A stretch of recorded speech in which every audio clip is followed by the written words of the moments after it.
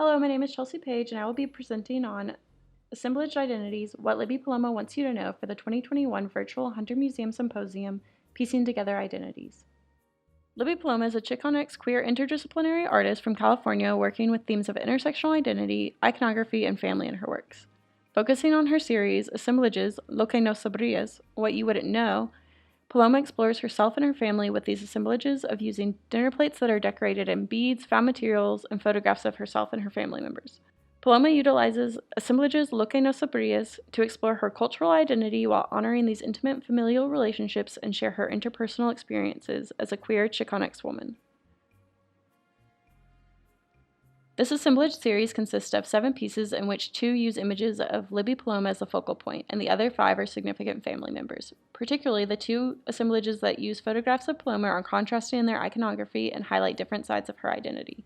Assemblage has a variety of definitions. It can refer to a collection of materials, a gathering of people, or a work that is made up of unrelated materials pieced together. Paloma explores all of these different definitions in her series.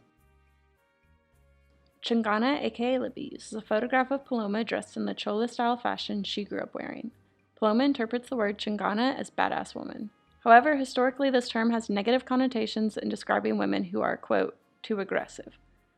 Paloma is aware of this history and reclaiming this term by referencing it in her work. More often, women who are, quote, too aggressive are asserting themselves and living their lives on their own terms, rather than actually being too aggressive. She also demonstrates this powerful woman in her Chola fashion. Chola style has been tied to the Mexican-American subculture that is often associated with being criminal. Paloma adorns herself with this bold makeup, large chest tattoos, and exaggerated hoop earrings that are all popular in this Chola movement. While it has been misconstrued to be associated with an outlaw or criminal aesthetic, often by white people, Chola fashion is symbolic of feminism in the Chicanx community because it subverts traditional women's fashion and takes on these more masculine and powerful styles.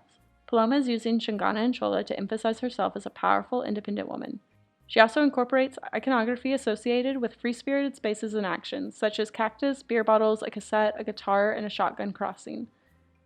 These objects are representative of a form of a badass woman lifestyle in which she does what she wants. While it is traditionally frowned upon for women to drink beer or shoot guns, Paloma is aligning herself with these activities unapologetically and asserting that she can.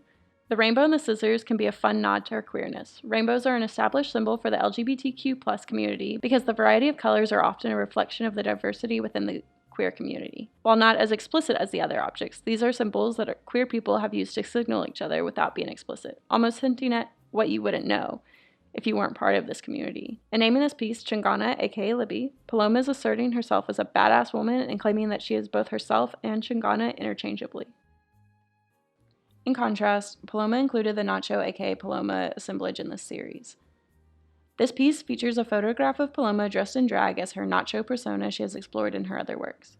Nacho is a cowboy that has a passion for Johnny Cash and keeping to the road of freedom. She uses Nacho as a comedic outlet and a performance character, but Nacho is also a chance to explore and highlight her masculine side. She incorporated this into her assemblage series in a way of sharing another piece of what you wouldn't know about the artist.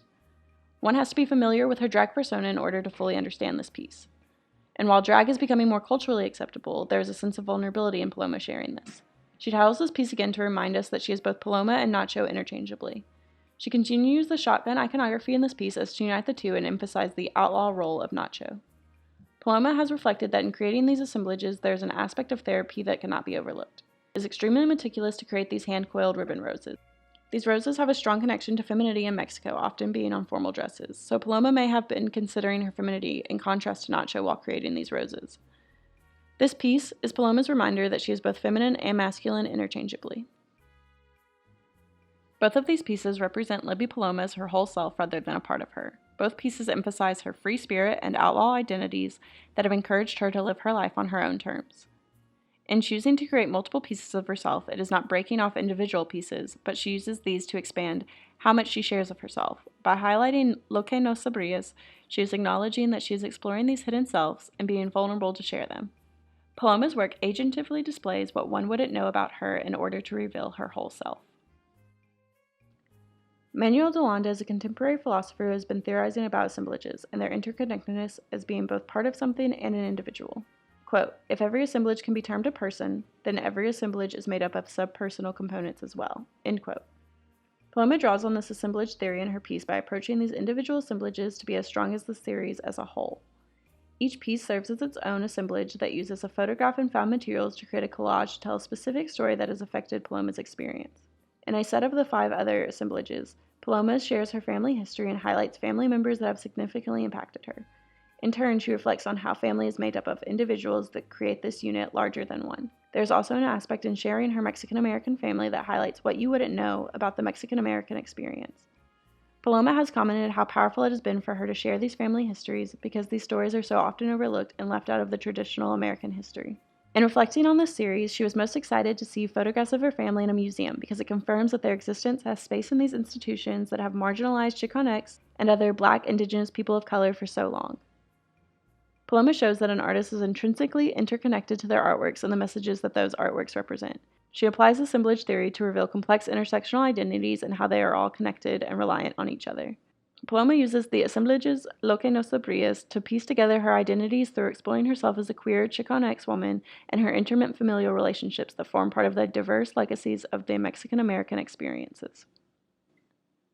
Thank you for your time and the opportunity to share more about Libby Paloma's works.